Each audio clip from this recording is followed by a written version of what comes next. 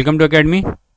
जी student, आज हम बात करेंगे आईओटी इम्प्लीमेंटेशन की और चैलेंजेस की। हमें क्या क्या चैलेंजेस हमारे सामने मौजूद हैं।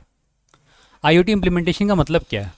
इसका मतलब ये है कि जो आईओटी हम इम्प्लीमेंट करते हैं, आईओटी का स्ट्रक्चर है वो किस लेयर आर्किटेक्चर को फॉलो करता है, उसमें कितनी लेयर्स हैं, कौन सी डिवाइस कौन से लेयर पे काम करती है, कौन सा प्रोटोकॉल कौन से लेयर पे काम करता है, ये लेयर्स आपस में किस तरह इंटरकनेक्टेड हैं। इस पूरे आर्किटेक्चर मॉडल को हम समझेंगे ताकि हमें पता चले कि यार आईओटी को किस तरह इम्प्लीमेंट किया जा सकता है।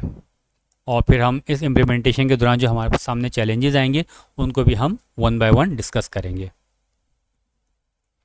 अच्छा, इस आईओटी के आर्किटेक्चर को समझने के लिए मैं एक छोटा सा कॉन्सेप्ट आपको दूंगा।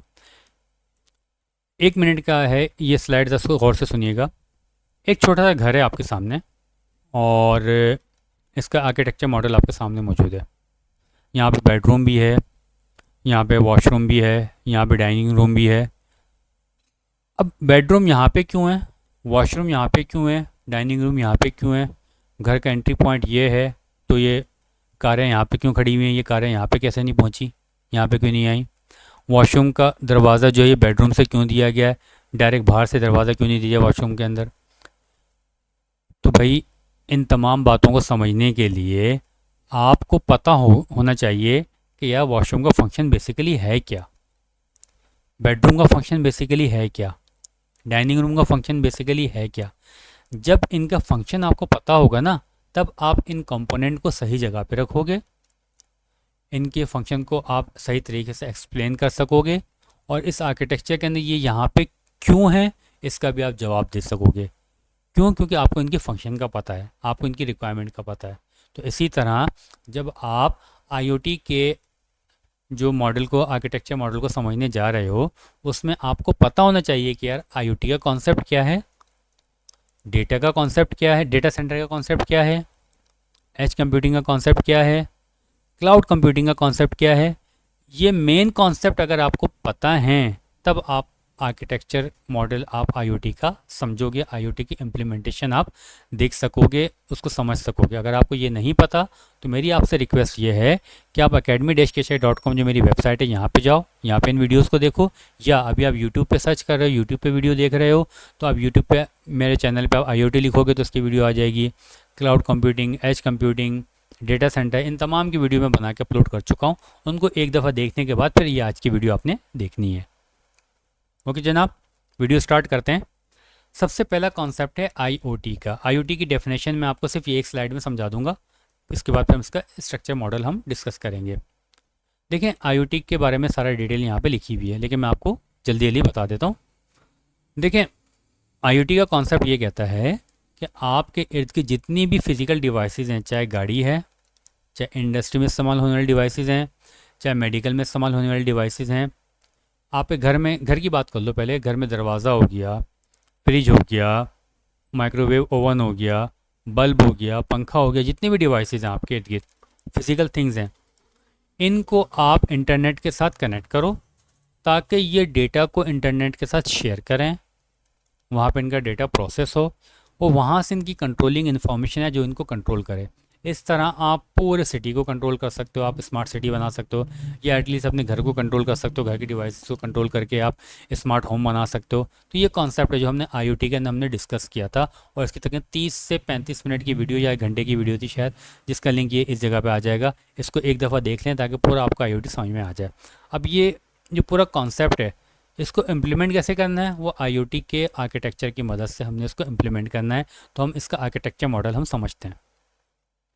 जिस तरह आपने कंप्यूटर नेटवर्क को समझने के लिए ओएसआई लेयर का आर्किटेक्चर मॉडल आपने पढ़ा था, उससे आपको आसानी क्या हो गई थी, उसका आपको पता चल गया था कि यार ये अगर लेयर 3 की डिवाइस है ये क्या काम कर सकती है, ये अगर लेयर 2 की डिवाइस है ये क्या काम कर सकती है, ये आपस में कम्युनिकेट किस तरह करेंगी, कौन से प्रोटोकॉल इसमें इस्तेमाल होंगे। इस तरह आपको कंप्यूटर नेटवर्क समझने में आसानी हो गई थी। तो इसी तरह आईओटी का आर्किटेक्चर मॉडल जब आप समझोगे तो आपको आईओटी की इम्प्लीमेंटेशन में पता चल जाएगा कि यार कौन सी लेयर पे कौन कौन से डिवाइसेस, कौन से प्रोटोकॉल काम करते हैं और ये आपस में किस तरह एक दूसरे के साथ कम्युनिकेट करते हैं। तो ये चीज़ आपको आसानी हो जाएगी। तो हम सबसे पहले बात करेंगे परसेप्शन लेयर की, then we will discuss transport layer, processing layer, उसके बाद फिर हम बात करेंगे एप्लीकेशन लेयर की। पहले हम बात करते हैं परसेप्शन लेयर, जिसको हम डेटा गैदरिंग लेयर भी कहते हैं या फिर हम सेंसिंग लेयर भी कहते हैं। जितनी भी आपकी फ़िज़िकल डिवाइसेस हैं वो सारी की सारी आपकी डेटा गैदरिंग लेयर या परसेप्शन लेयर के साथ कनेक्ट होती हैं। यार सवाल ये होता है कि आपका दरवाज़ा कैसे इसके साथ कनेक्ट होगा, दरवाज़ा किस तरह कनेक्ट करेगा आर्किटेक्चर के साथ। देखें, आपका जो दरवाज़ा है ना, वो एक सिंपल सी फिज़िकल थिंग है वो। उसको पहले हमने कन्वर्ट करना है स्मार्ट थिंग के अंदर। अब ये स्मार्ट थिंग्स क्या होती हैं? स्मार्ट थिंग्स ये होती हैं कि आप किसी भी ऑब्जेक्ट के अंदर जब सेंसर्स और एक्चुएटर्स लगा देते हो वो स्मार्ट थिंग्स में कन्वर्ट हो जाती है। क्या मतलब हुआ इसका? इसका मतलब ये है कि आपके हाथ में वॉच है जिसको स्मार्ट वॉच कहते हो। आज से 10 साल पहले, 15 साल पहले ये सिंपल वॉच होती थी, अब ये स्मार्ट वॉच है। क्यों? जैसे ही आप वॉच को टच करते हो ना, उसमें सेंसर लगा हुआ होता है। वो सेंस करता है, फिजिकली देखते हैं कि किसने मुझे टच किया है मुझे। उसके अगेंस्ट में इलेक्ट्रिकल सिग्नल जनरेट करता है। वो इलेक्ट्रिकल सिग्नल सीधा वॉच के प्रोसेसर के पास जाता है।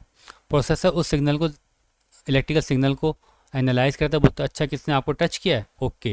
फिर वो प्रोसेसर वहाँ से रिप्लाई देता है, वहाँ से इलेक्ट्रिकल सिग्नल जनरेट होता है, वापस आता है स्क्रीन के पास और स्क्रीन एकदम ऑन हो जाती है।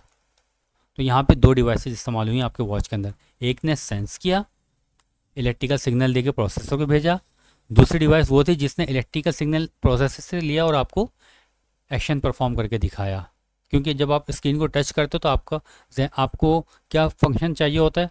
आपको फंक्शन ये चाहिए होता है इसकी स्क्रीन ग्लो करना शुरू कर दे।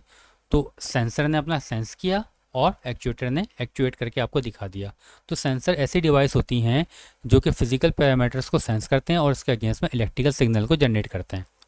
एक्चुएटर्स ऐसी डिवाइसेस होती हैं जो कि इलेक्ट्रिकल सिग्नल्स को सेंस करती हैं और इसके अगेंस्ट में कोई भी मैकेनिकल या फिजिकल फंक्शन को परफॉर्म करती हैं। अब सेंसर्स के अंदर लाइट सेंसर भी हो सकते हैं, मोशन सेंसर भी हो सकते हैं, साउंड सेंसर भी हो सकते हैं। माइक आपका साउंड सेंसर है, क्योंकि माइक जो है फिजिकल फैक्टर्स है, जो आपके साउंड जो फिजिकल फैक्टर है उसको सेंस करता है, उसके अगेंस्ट में इलेक्ट्रिकल सिग्नल जनरेट करता है, आपके कंप्यूटर के अंदर लेके जाता है। हम बोलते हैं कि यार आपकी वॉइस जो है कंप्यूटर में रिकॉर्ड हो रही है। अच्छा भाई, मोटर जो एक्चुएटर है, क्यों? क्योंकि इसको इलेक्ट्रिकल सिग्नल मिलता है तो ये चलती है, जब इलेक्ट्रिक सिग्नल मिलना बंद हो जाती है ये चलना बंद हो जाती है। इलेक्ट्रिकल लॉक है, ये एक्चुएटर्स है। इसके इलेक्ट्रिकल सिग्नल मिलेगा तो इसमें जो रॉड है यहाँ पे मैग्नेट स्टेब्लिश होगा, ये रॉड एकदम बाहर निकलेगी, यहाँ पे हुक बना होगा उसमें जाके लॉक हो जाएगी, हम बोलेंगे डोर लॉक हो गया है। तो हम इसी एक सेंसर को हम लगा दें डोर के ऊपर, और इस एक्चुएटर को लगा दें। ये सेंसर क्या कर रहा है, डोर ओपन है या क्लोज़ है। अगर ओपन है फ़ौरन सिग्नल जनरेट करेगा, सेंट्रलाइज डिवाइस पे आएगा, वहाँ से पता चलेगा अच्छा भाई दरवाज़ा खुला हुआ है, फ़ौरन एक सिग्नल जनरेट हो गया, इस डोर लॉक के पास आएगा, ये फ़ौरन उसको लॉक कर देगा। तो आपका जो डोर जो है अब एक स्मार्ट डिवाइस में कनेक्ट हो गया, कन्वर्ट हो गया। यानी अब वो सेंस कर सकता है और वो रिस्पॉन्ड कर सकता है। अब इन स्मार्ट डिवाइसेस को अब इंटरनेट के साथ कनेक्ट करवाते हो तो हम कहेंगे कि यार ये थिंग्स जो है अब इंटरनेट के साथ कनेक्ट हो गई हैं, ये इंटरनेट ऑफ थिंग्स बन गया ये। सही। तो इसी तरह परसेप्शन लेयर का काम क्या है, जितनी भी थिंग्स हैं, स्मार्ट डिवाइसेस हैं, उनको आर्किटेक्चर मॉडल के साथ कनेक्ट करवाना। यानी ये पहली लेयर है, यहाँ से आपका आईओटी स्टार्ट होता है। अच्छा भाई, जितनी भी थिंग्स जो है आर्किटेक्चर मॉडल के साथ कनेक्ट होंगी, सबका सब अपना डेटा जनरेट करेंगी। चाहे दरवाज़ा है, चाहे फ्रिज है, चाहे सिक्योरिटी कैमरा है, सब का सब अपना डेटा जनरेट करेंगे। उस डेटा को सिक्योरली डेटा सेंटर तक लेके जाना, वहाँ पे प्रोसेस होगा, उसके बाद जो रिप्लाई आएगा उसको वहाँ से सिक्योरली उसका जवाब लेकर आना और स्मार्ट डिवाइसेस को देना कि भाई इसकी बेस पे तुम ये फंक्शन परफॉर्म करो। तो ये डेटा को सिक्योरली लेके जाना, लेकर आना, उसका एरर कंट्रोल करना, मल्टीप्लेक्सिंग डीमल्टीप्लेक्सिंग करना, कनेक्शन को स्टैब्लिश करना, टर्मिनेट करना, ये सारा काम किसका? ये ट्रांसपोर्ट लेयर का काम है। इस काम को करने के लिए ट्रांसपोर्ट लेयर जो है मुख्तलिफ प्रोटोकॉल्स को इस्तेमाल करती है। वाईफाई प्रोटोकॉल भी इस्तेमाल होता है, जिगबी प्रोटोकॉल भी इस्तेमाल होता है, एचटीटी प्रोटोकॉल भी इस्तेमाल हो रहा है, एमक्यूटीटी प्रोटोकॉल भी इस्तेमाल हो रहा है। ये तमाम प्रोटोकॉल्स इस्तेमाल हो रहे हैं। हर प्रोटोकॉल्स की अपनी रिक्वायरमेंट है। कोई प्रोटोकॉल लॉन्ग डिस्टेंस के लिए इस्तेमाल होता है, कोई प्रोटोकॉल शॉर्ट डिस्टेंस के लिए इस्तेमाल होता है, कोई प्रोटोकॉल वहाँ पे इस्तेमाल होता है जहाँ पे डेटा की क्वांटिटी ज़्यादा होती है, कोई प्रोटोकॉल वहाँ पे इस्तेमाल हो जहाँ पे डेटा की क्वांटिटी कम होती है, कोई प्रोटोकॉल वहाँ पे इस्तेमाल होता है जहाँ पे पावर की कंजप्शन ज़्यादा है, कोई यहाँ पे जहाँ पावर के कंजप्शन कम है। तो ये तमाम के तमाम प्रोटोकॉल जो है ट्रांसपोर्ट लेयर इस्तेमाल करती है, और हर प्रोटोकॉल को इस्तेमाल करने के लिए उसकी अपनी अपनी रिक्वायरमेंट होती है। तो ये चीज़ एक दफ़ा पूरा पढ़ लेना। ये ट्रांसपोर्ट लेयर का काम है कि कनेक्टिविटी प्रोवाइड करना एक एंड से लेके आपकी स्मार्ट डिवाइसेस से लेके पूरा एंड तक, यानी आपके क्लाउड तक, और वहाँ से रिप्लाई लेकर आना स्मार्ट डिवाइसेस तक। अब जो ट्रांसपोर्ट लेयर से अपर लेयर होती है वो कहलाती है आपकी प्रोसेसिंग लेयर, जहाँ पे डेटा आपका आता है और यहाँ पे आके प्रोसेस होता है। अब जब हम प्रोसेसिंग लेयर की बात करते हैं, यहाँ पे बेसिकली कॉन्सेप्ट आता है क्लाउड का। क्लाउड के अंदर जो है आपके पास सारे सर्वर्स लगे हुए हैं जो डेटा को प्रोसेस करते हैं, स्टोरेज डिवाइसेस जो कि डेटा को स्टोर करती हैं। जब हमने क्लाउड कंप्यूटिंग की बात करी थी तो हमने पढ़ा था कि क्लाउड जो है सॉफ्टवेयर एज ए सर्विस भी इस्तेमाल कर सकते हो, प्लेटफॉर्म एज ए सर्विस भी इस्तेमाल कर सकते हो, इंफ्रास्ट्रक्चर एज ए सर्विस भी इस्तेमाल कर सकते हो। यानी क्लाउड के मल्टीपल फंक्शन है, डेटा स्टोर भी कर सकता है, एनालाइज भी कर सकता है, डेटा को कम्युनिकेट भी करवा सकता है। ये सारा का सारा प्रोसेसिंग लेयर के ऊपर होता है। Processing layer in IoT architecture is responsible for the managing, analyzing, processing and storing the big amount of data generated by the IoT devices. अब प्रोसेसिंग लेयर जो है बेसिकली दो आर्किटेक्चर पे काम करती है। एक कहलाता है सेंट्रलाइज आर्किटेक्चर और एक कहलाता है हाइब्रिड आर्किटेक्चर। सेंट्रलाइज आर्किटेक्चर जो है क्लाउड कंप्यूटिंग से मिलता जुलता आर्किटेक्चर है, जिसमें आप क्या करते हो, जितनी भी स्मार्ट डिवाइसेस हैं उनका डेटा सारा का सारा क्लाउड के पास लेकर आते हो। सारी डिवाइसेस उनका डेटा सारा क्लाउड के पास लेकर आते हो with the help of transport layer. Transport layer में मुख्तलिफ जो है अपने राउटिंग प्रोटोकॉल्स हैं, वो सारा डेटा सिक्योरली लेकर आते हैं यहाँ प्रोसेस से। यहाँ से डेटा प्रोसेस होने के बाद वापस यहाँ पहुँच जाता है। सही, लेकिन इसमें क्या नुकसान था हमें? जब हमने एज कंप्यूटिंग पढ़ी थी हमने कहा था यार कि कुछ फंक्शन ऐसे होते हैं, मिसाल के तौर पे ये कार है, ये जा रही है, इसने सेंस किया कि यार आगे एक कार ने अचानक ब्रेक लगा दिया। अब मिली सेकेंड्स के अंदर इसने, माइक्रो सेकेंड के अंदर इसने डिसाइड करना है कि अब मैं क्या करूं। इसको डिसीजन चाहिए माइक्रो सेकेंड्स के अंदर। अब अगर ये अपना डेटा सेंड करे ट्रांसपोर्ट लेयर के ऊपर, ट्रांसपोर्ट लेयर इस डेटा को लेके जाए क्लाउड कंप्यूटिंग मॉडल के पास, अपने क्लाउड के ऊपर, और वो क्लाउड लगा हुआ है आपके पास। समझो आपने क्लाउड की सर्विसेज जो माइक्रोसॉफ्ट से ली हुई हैं और उसका क्लाउड लगा हुआ है अमेरिका में, और ये कार इस वक्त पाकिस्तान में। तो आपका डेटा ट्रांसपोर्ट लेयर को इस्तेमाल करते हुए पूरा अमेरिका तक जाएगा, वहाँ पे प्रोसेस होगा, वहाँ से रिप्लाई आएगा कार के पास कि हाँ भाई तुम ब्रेक मार दो, इतनी देर में कार जाकर ठुक चुकी होगी।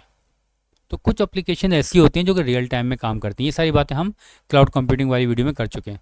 तो ऐसी एप्लीकेशंस को कंट्रोल करने के लिए हम क्या करते हैं, बीच में जो है एज सर्वर लगा देते हैं। अब ये एज डिवाइसेस क्या करती हैं, ये वो डिवाइसेस होती हैं जो कि जब आपको फौरी रिएक्शन रिक्वायर्ड होता है ना, तो वहाँ पे आपको फौरी प्रोसेस करके, यानी आपने क्या किया, कंप्यूटिंग की पावर थी, बजाय इसके कि सारी की सारी क्लाउड के पास हो, कुछ आपने इन डिवाइस के करीब में एज डिवाइस इंस्टॉल करके यहाँ पे भी दे दी है। ये पाकिस्तान के अंदर लगी हुई है एज डिवाइस, सपोज कर लो। तो यानी बजाय से कि डेटा आपका सारा अमेरिका जाए, वहाँ से प्रोसेस आए, आप यहीं पे, यहीं कराची के अंदर हो तो कराची में एज डिवाइसेस लगा दी जाएगी और यहीं से आपको रिप्लाई आ जाएगा मिली सेकेंड के अंदर, तो आपकी कार हादसे से बच जाएगी।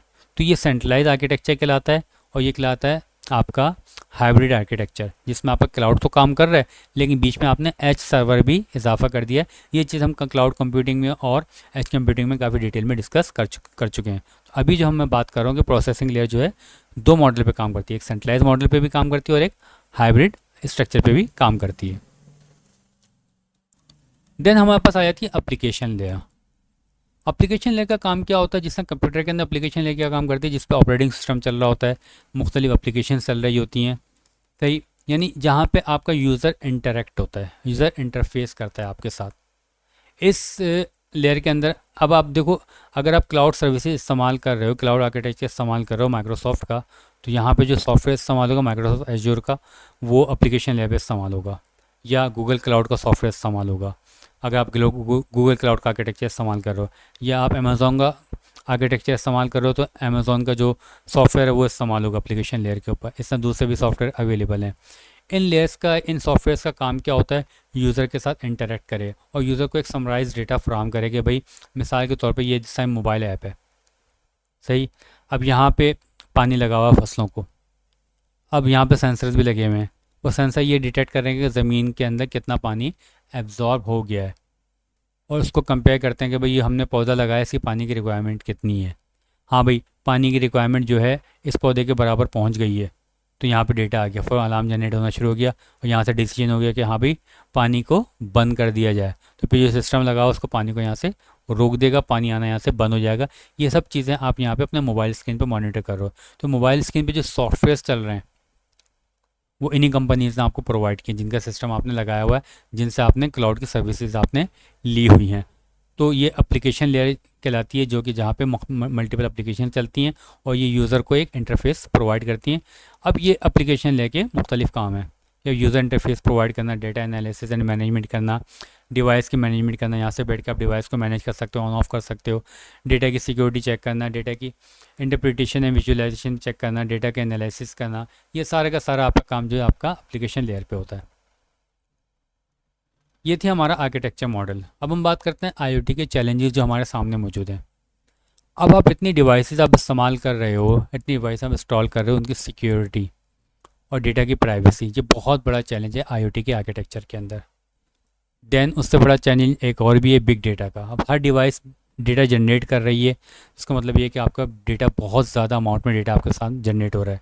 तो इसके लिए फिर डेटा साइंसेस पे काम किया जाता है, डेटा माइनिंग पे काम किया, मतलब सॉरी माइनिंग तो वर्ड गलत कह है मैंने, डेटा साइंसेस पे काम किया जाता है। डेटा साइंस पूरी काम करती है भाई डेटा को किस तरह मैनेज करना है, किस तरह हैंडल करना है, वो यहाँ पे आईओटी के अंदर बहुत बड़ा चैलेंज है। Interoperability and standardization. Interoperability क्या होती है कि भाई आप हवाई की इक्विपमेंट यूज़ कर रहे हो, आप सिस्को की इक्विपमेंट यूज़ कर रहे हो, उनको आपस में किस तरह सिंक करवाया जाए, उनको आपस में किस तरह उनके प्रोटोकॉल्स को आपस में कम्युनिकेट करवाया जाए, ये बहुत बड़ा चैलेंज है।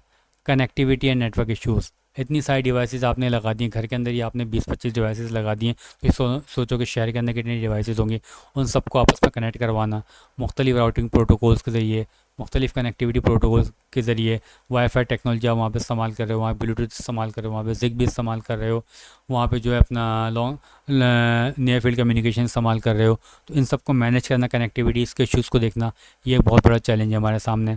डेटा मैनेजमेंट करना और एनालिसिस करना, इतना सारा डेटा आ गया क्लाउड के पास, उसको मैनेज करना, उसको एनालाइज करना, ये एक चैलेंज है हमारे पास। कॉस्ट एंड इन्वेस्टमेंट, इसकी इनिशियल कॉस्ट इन्वेस्टमेंट बहुत ज़्यादा है, उसको मैनेज करना कि भाई आईओटी में इम्प्लीमेंट करने जा रहा हूँ तो यहाँ पे मैं सेंट्रलाइज आर्किटेक्चर यूज़ करूँगा, ये यहाँ पे मैं हाइब्रिड आर्किटेक्चर यूज़ करूँगा, ये एक बड़ा चैलेंज है हमारे पास। डिवाइस मैनेजमेंट एंड मेंटेन, इतनी सारी डिवाइसेज उनको मैनेज करना, उनको मेंटेन करना।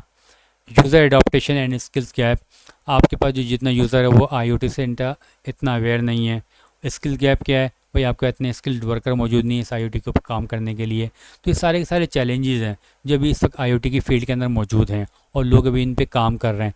जैसे इन चैलेंजेस पे काबू पा लिया जाएगा तो इंशाल्लाह ये आपके सामने बमुश्किल 2 से 3 साल के अंदर इम्प्लीमेंट होता हुआ आपको नज़र आएगा। होपफुली आपको ये आर्किटेक्चर मॉडल और ये चैलेंजेस आपके समझ में आ गए होंगे।